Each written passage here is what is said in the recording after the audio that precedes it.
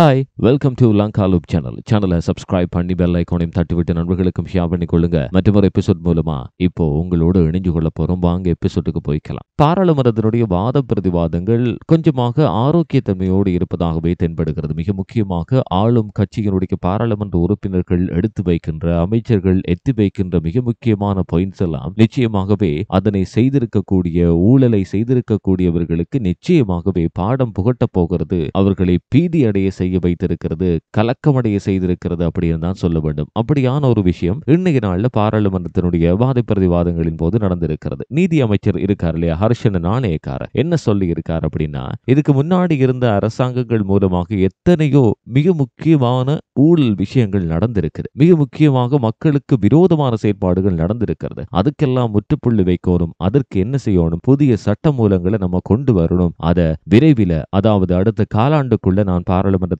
சமர்ப்பிப்பேன் அப்படின்னு சொல்லி நீதி அமைச்சர் ஹர்ஷன் நாணயக்கார உறுதியா சொல்லி இருக்காரு. அது என்னென்ன சட்ட மூலம் அப்படின்னு தெரியுமா? மிக முக்கியமாக அவர் பாயிண்டா சொன்னது, களவாடப்பட்ட சொத்துக்களை எப்படியாவது மீட்கணும். அதாவது இதுல நிறைய பேர் மாட்ட போறாங்க அப்படின்னு தான் தெரியுது. நாடாளுமன்றத்துல அவர் சிறப்பு உரையை மாற்றியிருந்தார். அதாவது இந்த களவாடப்பட்ட சொத்துக்கள் அப்படின்னு சொன்னா எத்தனையோ வகை வரும். வாகனங்களா இருக்கலாம், பணமா இருக்கலாம், எதுவா இருந்தாலும் முன்னைய அரசாங்கத்துல யாரெல்லாம் இதுல தங்களை ஈடுபடுத்தி இருந்தாங்களோ அவங்க எல்லாம் இதுல மாட்டுவாங்கன்ற மாதிரி அவர் சாடமாடியா சொல்லி இருக்காரு. அதாவது களவாடப்பட்ட சொத்துக்களை மீட்கணும், அதுக்கு ஒரு சட்டம். நிதி குற்றங்கள் நடந்திருக்கு, அது இனி நடக்க கூடாது, அதை தடுத்தே ஆகணும் என்றதுக்காக ஒரு சட்டம். அதனோட சேர்த்து கடனாளிகளை பாதுகாக்கிறதுக்கான சட்டம். அதனோட சேர்த்து மீட்பு, புனர்வாழ்வு, நொடிப்பு நிலை சட்ட மூலங்கள் அப்படின்னு சொல்லக்கூடிய இன்னும் தீர்க்கப்படாத விஷயங்களுக்கான சட்ட மூலம். அதனோட கணக்காய்விலையும் சின்ன சின்ன குளறுபடிகள் இருக்கு, அதுலயும் திருத்தங்களை கொண்டு வரணும் அப்படின்னு சொல்லி கணக்காய்வு சட்ட திருத்தங்கள் அப்படின்ற ஒரு சட்ட மூலமும் அடுத்த காலாண்டுக்குள்ள நான் சமர்ப்பிப்பேன் அப்படின்னு சொல்லி